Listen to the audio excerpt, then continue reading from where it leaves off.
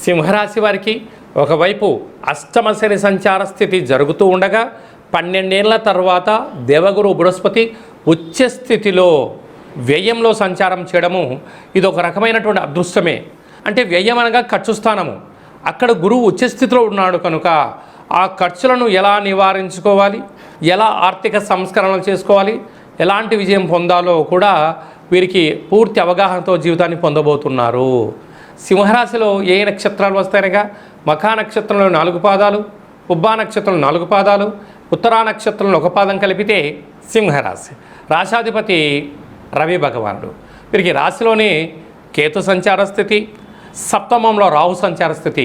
రాహుకేతుల మధ్యన సకల గ్రహాలు ఉన్నాయి కనుక వీలైనంత వరకు శత్రువులతో ప్రమాదాలు పొంచి ఉన్నాయి.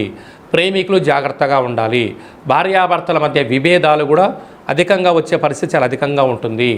మీ జన్మ నక్షత్రం రోజున అష్టమి తిథి యందున, పూర్ణిమ తిథి యందున దూరావాయు జల ప్రయాణాలలో అనేక రకాల ఇబ్బందులు పొంచి ఉన్నాయి.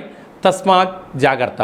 భాగ్యస్థానంలో కుజుడు స్వక్షత్రకారకుడు అవ్వడం వలన వీలైనంత వరకు మాటను, ధనాన్ని, సమయాన్ని పొదుపుగా ఉంచుకోగలిగినట్లయితే మీకన్నా అదృష్టవంతుడు ఎవరు లేరు అని చెప్పి గమనించగలగాలి. ఏకాదశ స్థానంలో బుధాదిత్య రాజయోగం.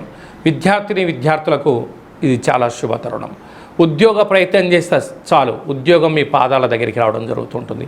వ్యయంలో గురు సంచార స్థితి ఉంది కనుక ఇలాంటి కాల సమయంలోనే మనం దత్తాత్రేయ స్వామివారి యొక్క దర్శనం, గురు చరిత్ర పారాయణం చేయడం, మేధాదక్షిణామూర్తి స్వామివారి యొక్క దర్శనం, అలాగనే తల్లిదండ్రులతో సఖ్యతగా ఉండడం, ఆధ్యాత్మికమైన తీర్థయాత్ర పూజా కార్యక్రమాల్లో పాల్గొనడం, పరమేశ్వరుడికి రుద్రాభిషేకం చేసుకోవడం, ప్రతి గురువారం పూట పసుపు వర్ణం కలిగిన పదార్థాలను భుజించడము మీకు అదృష్టాన్ని కలిగిస్తుంది, దురదృష్టాన్ని దూరం చేస్తుంది.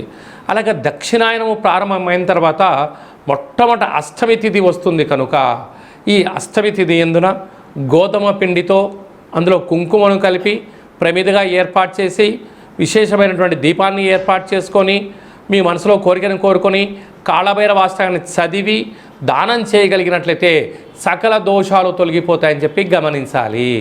అలాగే మీ వ్యక్తిగత జాతకం తెలుసుకోవాలనుకుంటున్నారా? మీ యొక్క పేరు, పుట్టినటువంటి తేదీ, నెల, సంవత్సరం, పుట్టిన సమయం రాసి వాట్సాప్లో మీరు పంపించగలిగినట్లయితే 100 సంవత్సరాల జాతకాన్ని రాసి పంపించి మీరు పుట్టినప్పుడు గ్రహ గమనాలు ఎలా ఉన్నాయి, ప్రస్తుతం ఎలా ఉంటున్నాయి, భవిష్యత్తులో ఎలా ఉండబోతున్నాయో సవివరంగా సంపూర్ణంగా తెలియజేయడం జరుగుతుందని చెప్పి గమనించాలి.